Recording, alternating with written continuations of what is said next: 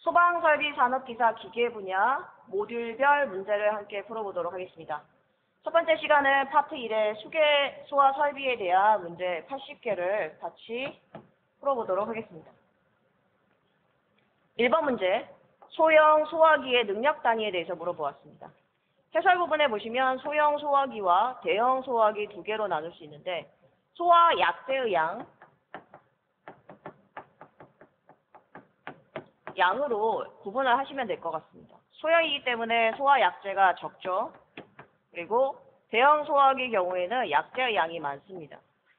따라서 소형의 경우에는 소화 약재가 적기 때문에 20m마다 하나씩 소화기를 설치를 하고 능력 단위는 1단위 이상 설치를 하면 됩니다. 대형 소화기의 경우에는 A급하고 B급이 있는데 A급이 훨씬 좋은 소화기죠. 따라서 10단위 이상만 설치를 하면 되고 B급은 20단위 이상을 설치해야 한다는 기준이 있습니다. 대형 소화기는 약재의 양이 많기 때문에 30m마다 하나씩 설치해도 약재의 양이 충분하다 이렇게 보시면 됩니다. 한 가지 더 봐야 될 게 있는데 구획된 거실에는 바닥 면적이 33제곱미터 이상인 경우에 무조건 소화기를 설치해야 됩니다. 자, 예를 들어서 우리가 위치한 실습실에 구획된 재료실이 있다라고 하겠습니다. 구획이 되어 있다라는 것은 이제 공간이 나누어져 있다는 뜻이고 이 재료실의 면적이 33제곱미터 이상인 경우에만 소화기를 설치하면 됩니다. 그러면 33제곱미터 미만인 경우에는 어떻게 해야 될까요? 당연히 소화기를 설치하지 않아도 됩니다. 자, 이 부분을 염두에 두고 문제를 풀어보도록 하겠습니다. 소형 소화기는 1단위 이상, 맞죠? 대형 소화기의 능력 단위 이하라고 했는데 이하가 맞나요? 이하라고 하면 대형 소화기를 포함하기 때문에 말이 안 됩니다. 따라서 대형 소화기의 기준 미만이어야 되겠죠. 답은 X가 되겠습니다. 2번 문제는 자동 소화 장치와 자동 확산 소화기를 구분하는 문제가 되겠습니다. 자동 소화 장치의 경우에는 여러분들 아파트 주방에 가스레인지 위에 설치되어 있는 소화 설비라고 보시면 되겠습니다. 이 자동 소화 장치는 당연히 열을 감지하는 가멸부와 그리고 가스를 차단하는 차단부 그리고 소화 약재를 방사할 수 있는 소화부가 필요합니다.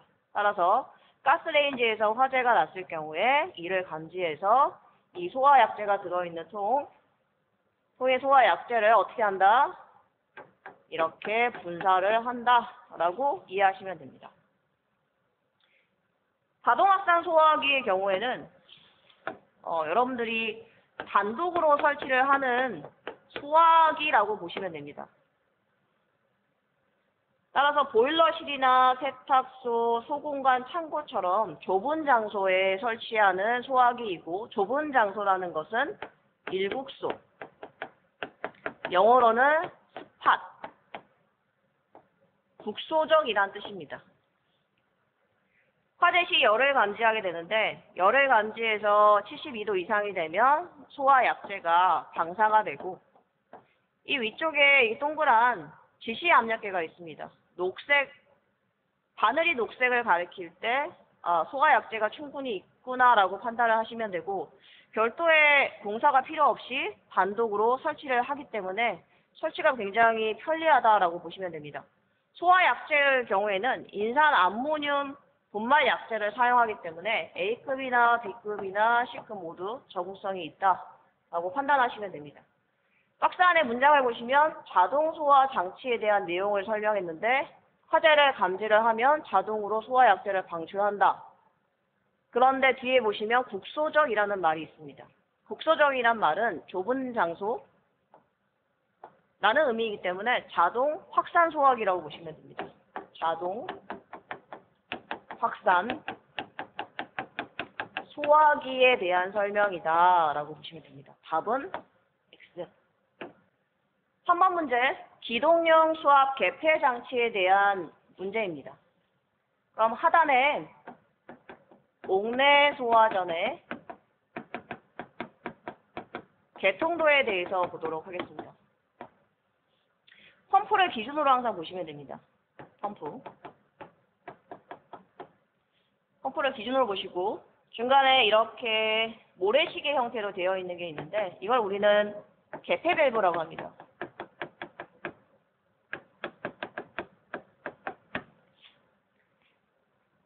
자, 화재가 발생이 됐고 그러면 옥내 소화전 함에 있는 호스를 꺼내와서 물을 방사하게 됩니다. 현재 이 개폐 밸브가 닫혀 있습니다. 클로즈 닫혀 있는 상태이고 물이 이렇게 빠지게 되면 이 배관 내에 있는 압력이 어떻게 될까요? 압력이 당연히 물이 없어지면 떨어지게 되겠죠. 그러면 이 압력 챔버에 있는 압력 스위치가 배관 내에 압력이 떨어졌음을 감지하게 되고 이 압력 스위치의 신호를 어디에 준다? 수신기에 주게 되겠죠. 그럼 수신기는 판단을 하겠죠. 화재가 발생했구나. 물이 부족하구나 라고 판단을 하고 MCC 모터를 제어하는 부분입니다. 이 MCC에다가 지령을 내리게 됩니다. 펌프를 돌려라. 그러면 펌프를 돌리게 되고 저 수조에 있는 물이 계속 소출이 되겠죠. 개폐밸브는 당연히 오픈, 열리게 됩니다. 그러면 계속 물을 방사를 하게 되겠죠. 배출을 하게 됩니다. 그런데 더 이상 물이 필요가 없어서 밸브를 닫았습니다. 그러면 배관 내의 압력이 계속 오르게 되겠죠. 그래서 정지압까지 올라가게 되면 이 펌프를 정지하게 됩니다. 따라서 기동도 하고 정지를 할 수 있게끔 감지하는 부분이 압력 챔버에 있는 압력 스위치구나 라고 이해하시면 될 것 같습니다. 문장 한번 읽어볼게요. 기동형 수압 개폐 장치란 소화 설비의 배관 내의 압력 변동을 감지한다. 압력이 떨어졌음을 감지하겠죠. 물이 밖으로 배출됐기 때문에. 그러면 자동적으로 펌프를 기동하게 되고 물이 더 이상 방출할 필요가 없으면 펌프를 정지시켜야 됩니다. 이러한 역할을 하는 것이 압력 챔버 또는 기동형 압력 스위치이다 라고 이해하시면 됩니다. 답은 5가 되겠습니다. 에 보시면 저 수조의 모습인데요. 우리 학교 소화 설비는 옥내 소화전 설비입니다.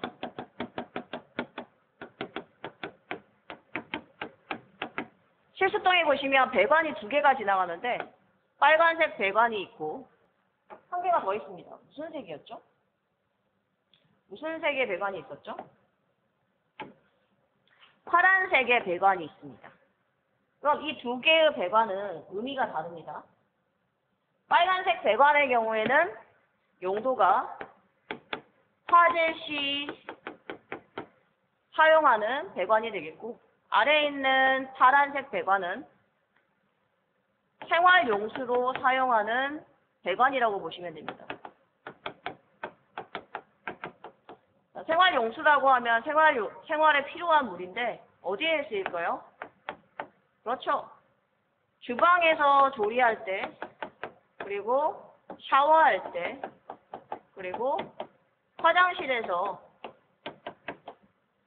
일을 보고 물이 필요할 때, 이때 쓰이게 됩니다. 이걸 생활용수라고 보시면 되고 저수조에 보시면 따라서 배관이 2가지가 있습니다.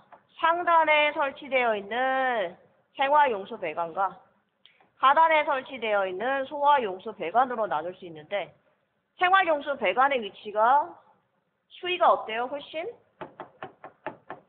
높습니다. 따라서 물이 이 정도 80% 채워져 있다라고 했을 때 우리가 생활용수로 물을 쓰게 되면 물의 수위가 낮아지게 됩니다. 그런데 이 생활용수용 배관까지만 물을 생활용수로 쓸 수가 있고 나머지 부분은 더 이상 물을 쓸 수가 없습니다. 왜냐하면 왜 그럴까요? 화재 시 소화를 위해서 남겨두는 물이라고 생각하시면 됩니다. 그래서 이 부분을 우리는 뭐라고 한다? 유효 수량이라고 합니다. 이 저수조의 하단 부분에 보시면 밸브 표시가 되어 있는데 이걸 우리는 드레인 밸브라고 합니다. 배수 밸브. 배수 밸브라고 생각하시면 되고 벽면 쪽에는 사다리가 설치되어 있는데 사다리의 경우에는 고정식으로 설치를 할 수도 있고 이동식으로 설치를 할 수도 있습니다. 하지만 저수조의 높이가 상당히 높기 때문에 이동식으로 했을 경우에 어때요? 추락의 위험이 있죠. 따라서 이동식이 아닌 고정식으로 설치해라 라는 기준이 포함이 되어 있습니다. 문제를 보시면 옥내 소화전 설비용 수조에 대한 기준이 나와 있는데 점검이 편리한 곳에 설치한다? 좋은 말입니다. 동결 방지 조치를 하거나 동결 우려가 없는 장소에 설치한다 라고 했는데 우리 학교에 있는 옥내 소화전도 밖에 건물에 설치가 되어 있습니다. 따라서 0도씨 이하인 겨울철에는 어때요? 동파의 우려가 있겠죠. 따라서 어떻게 한다? 동결 방지를 하기 위해서 난방을 틀어놓습니다. 혹은 동결의 우려가 없는 장소에 설치를 해야 되겠죠. 수조에는 수위계가 있어야 되고 물의 위치를 표시할 수 있는 수위계가 있어야 되며 이동식 사다리 맞나요? 아니죠. 추락의 위험이 있기 때문에 고정식 사다리를 쓴다라고 했습니다. 청소할 때는 물을 전부 다 빼야 되기 때문에 드레인 밸브인 배수 밸브를 설치를 하고 그리고 옥내 소화전 설비 수조에 대한 정보를 표시할 수 있는 표지 그리고 실내 조명 등이 필요하다. 이런 내용이 되겠습니다. 답은 X. 5번 문제. 옥외 소화전 설비의 수원에 대한 문제가 되겠습니다. 옥내 소화전의 경우에는 건물 내에 설치하는 소화전 설비이고 옥외 소화전 설비는 건물 밖에 설치하는 소화전입니다. 따라서 건물이 있으면 밖에 있는 소화전을 통해서 물을 건물에 방사를 하게 되고 건물에 있는 화재를 소화할 수 있다라고 보시면 됩니다. 따라서 방수량의 차이가 있는데 두 개 비교했을 때 어느 게 방수량이 많아야 될까요? 당연히 건물 전체에다 물을 뿌리는 옥외의 경우에 방수량이 훨씬 많겠죠. 따라서 옥내는 130, 즉 분당 130리터씩 물이 방사가 돼야 되며 옥외의 경우에는 150리터씩 분당 방사가 돼야 됩니다. 초기 소화하는 데 걸리는 시간을 우리는 20분으로 정해두었습니다. 법에서. 그럼 350에 20분을 곱하면 어떻게 되죠? 그렇죠. 분은 없어지고 7,000리터가 됩니다. 1,000리터는 미터의 세제곱과 같습니다. 따라서 7미터의 세제곱이라고 보시면 됩니다. 수원의 양은 7미터의 세제곱입니다. 그런데 이거는 옥외 소화전이 한 개인 경우이고 옥외 소화전의 개수가 많아지면 어떨까요? 수원의 용량 Q는 7인데 옥외 소화전이 한 개인 경우에는 7미터의 세제곱에 수원만 확보를 하면 됩니다. 하지만 옥외 소화전이 두 개인 경우에는 어때요? 14가 되겠죠.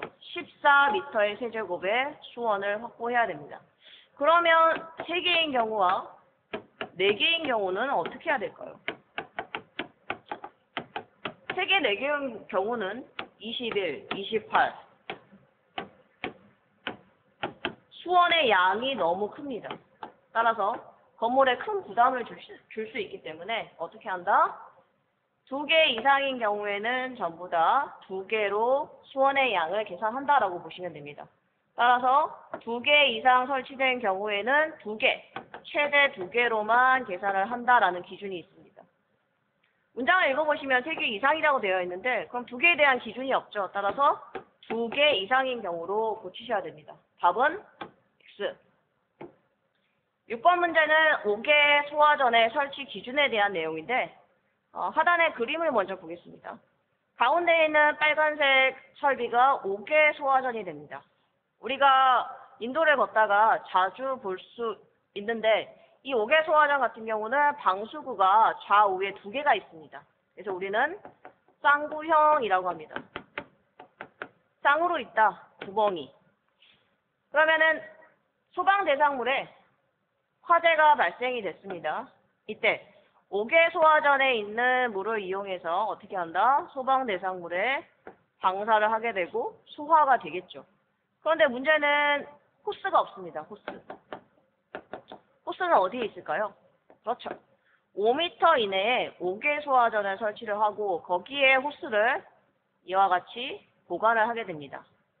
그러면 이 5개 소화전의 호스를 방수구에 연결을 해서 소방 대상물에 방사를 하게 되는데, 근데 소방 대상물이 멀리 있다고 하겠습니다. 이렇게 멀리 있게 되면 이 물줄기가 이 대상물까지 닿을까요? 안 되겠죠. 따라서 반경 40m 이하의 소방 대상물이 있어야 한다는 기준이 있습니다. 40m 이하이다. 5m 이내에 5개 소화전 항이 있어야 된다.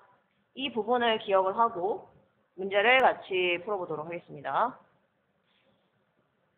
6번 문제 박스 안에 내용을 보시면 5개 소화전의 호스 적결구라고 되어 있습니다. 방수구 부분이라고 생각하시면 되고, 이 방수구는 지면으로부터 높이가 0.5m 이상 1m 이하에 있습니다. 통로 유도 등의 경우 여러분들이 복도에서 통로 유도 등을 자주 보셨을 겁니다. 하단에 설치가 되어 있죠. 대부분 1m 이하라는 기준을 가지고 있고, 하단에 설치가 되어 있다라고 하면 여러분들이 1m 이하에 설치되어 있는 소방시설이라고 보시면 됩니다. 따라서 호스 적결구, 5개 소화전의 호스 적결구도 하단에 설치되어 있기 때문에 1m 이하라고 보시면 되고, 당연히 호스 적결구 부분에 호스를 연결해야 되기 때문에 어느 정도 높이가 있어야 됩니다. 따라서 이것의 절반, 0.5m 이상 1m 이하의 위치에 설치한다라는 설치 기준이 있고, 호스 적결구까지 수평 거리가 몇 미터? 40m 이하가 되도록 설치해야 한다라는 기준은 물을 방사했을 때 물이 닿는 거리에 소방 대상물이 있어야 한다라는 뜻입니다. 즉 건물이 물이 닿는 거리에 있어야 되기 때문에 그 기준이 40m 이하이다라고 생각하시면 됩니다. 답은 5. 7번 문제. 조기 진압형 스프링클러 헤드에 대한 설명이 되겠습니다. 표준형 스프링클러 헤드보다 기류 온도 및 기류 속도에 빠르게 반응한다라고 되어 있는데, 반응이란 말이 굉장히 중요합니다. 이때 기류라는 것은 무엇일까요? 기체의 유자가 흐를 유자입니다. 그래서 기체의 흐름이라고 보시면 되고, 연기가 화재가 발생되면 연기가 온도에 따라서 속도가 달라지게 되겠죠.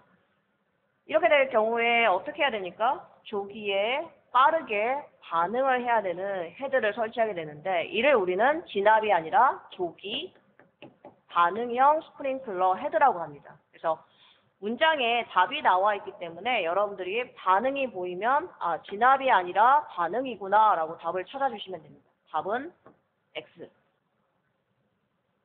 고압식 스프링클러 설비에 대해서 아래 그림을 보고 함께 학습해 보도록 하겠습니다. 자, 여러분들 스프링클러 설비를 볼 때 기준이 되는 부분이 밸브입니다. 센터에 보시면은 밸브가 있죠. 이 밸브는 평상시에는 닫혀 있습니다. 따라서 normal, close라고 보시면 됩니다. NC가 무엇이다? normal, 평상시에는 close, 닫혀 있다 이렇게 해석하시면 됩니다. 자, 그러면 언제 열릴까요? 그렇죠. 화재가 발생했을 때 열리게 됩니다. 그러면 저수조에서 물이 밸브 아래쪽에 공급이 됩니다. 저수조. 그러면 공급이 되기 때문에 밸브를 기준으로 하단 부분은 어때요? 압력이 차 있겠죠. 그래서 이 부분이 바로 정압이다라고 보시면 됩니다. 이때 정자는 플러스 압력이다 라고 보시면 되고, 물에 압력이 가해져 있기 때문에 밸브가 열리게 되면 바로 2차 측으로 물이 들어간다 라고 이해하시면 됩니다. 밸브를 기준으로 하단 부분을 우리는 1차 측이라고 하고, 그리고 상단 부분을 우리는 2차 측이라고 합니다.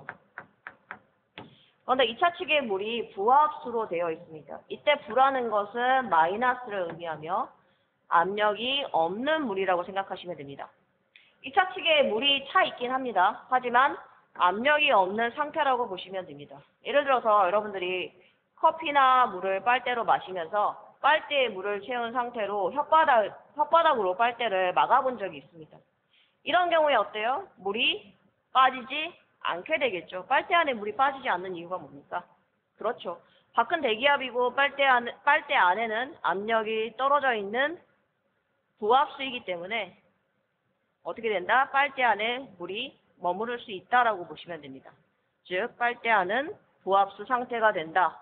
이렇게 2차 측 배관이 부압수가 될 수 있도록 어때요? 라인을 보시면 진공 펌프랑 연결이 되어 있다라고 보시면 됩니다.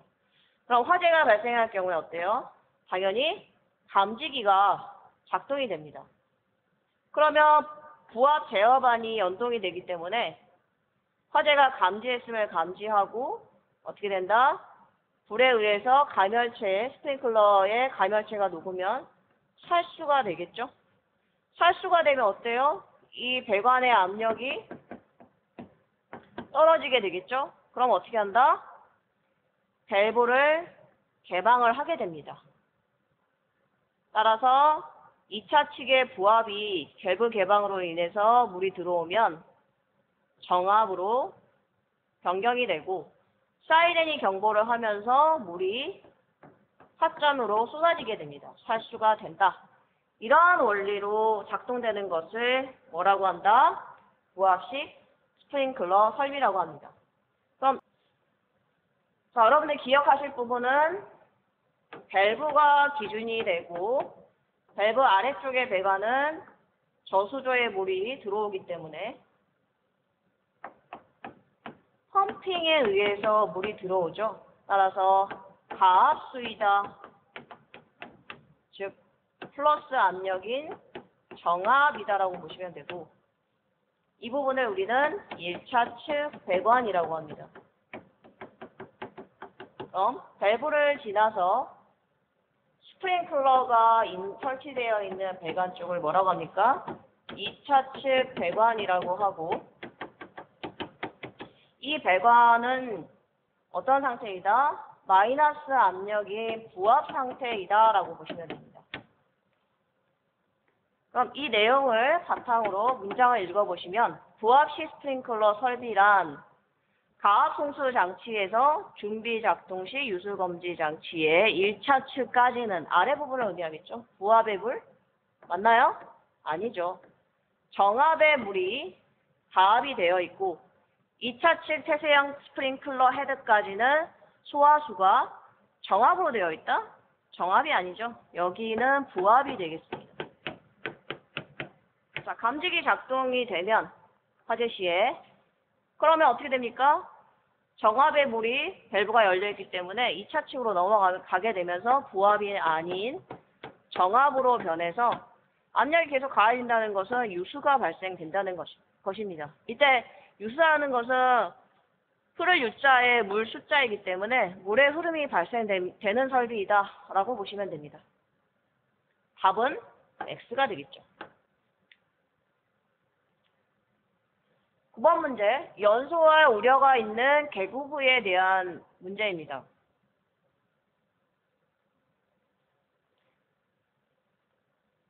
하단의 그림을 보면서 문장을 이해해 보도록 할게요.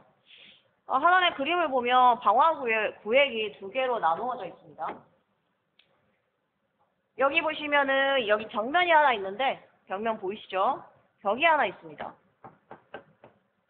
이 벽에 지금 구멍이 뚫려 있습니다. 이 부분이 지금 뚫려 있다라고 보시면 됩니다. 이 부분은 막혀 있다라고 보시면 되고요. 이 벽을 기준으로 앞쪽을 우리는 방화구획된 A 공간이라고 보시면 되고 뒤쪽 부분을 방화구획된 B 공간이라고 보시면 됩니다. 지금 방화구획된 B 공간에 화재가 지금 발생되어 있는 상황인데 A 구역과 B 구역 사이가 지금 에스컬레이터가 관통을 하고 있습니다. 그러면 이 부분은 지금 개방이 되어 있는 상태이죠. 이런 경우에는 화재 시에 화재가 확산되지 않게 하려면 어떻게 해야 될까요? 이 개방된 부분 상단에다가 드렌처 헤드를 설치합니다. 드렌처 헤드. 스프링클러 헤드라고 보시면 됩니다. 이 드렌처 헤드에서 물이 방사가 됩니다. 물이 방사가 되면 수막 커튼을 형성하게 됩니다. 물 커튼을 형성하기 때문에 B 구역에서 발생된 불꽃이나 복사열이 A 구역으로 오지 않도록 막아주는 역할을 한다. 즉 화재 연기나 그리고 열의 확산을 방지하는 역할을 한다라고 보시면 됩니다. 이때 쓰이는 헤드를 우리는 드렌처 헤드라고 이해하시면 될 것 같습니다. 연소할 우려가 있는 계구부, 방금 보셨죠? A 구역과 B 구역 사이에 뭐가 있기 때문에 컨베이어나 에스컬레이터나 이와 같은 설비들이 있기 때문에 관통을 할 수밖에 없습니다. 즉 이 부분이 어떻게 되어 있다? 개구되어 있다. 개구부이다라고 보시면 됩니다. 개방되어 있다라고 보시면 됩니다. 이걸 우리는 방화 구획을 할 수 없는 부분이기 때문에 연소할 우려가 있는 개구부라고 표현을 합니다. 답은 5가 되겠죠.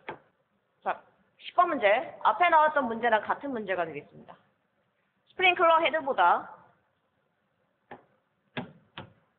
스프링클러 헤드보다 기류 온도, 기류 속도에 빠르게 반응하는 헤드이다 라고 해서 반응이란 단어를 기억을 하고 용어를 보시면 됩니다. 조기에 진압한다? 아니죠. 조기에 반응하는 스프링클러 헤드라고 했습니다. 따라서 답은 X가 되고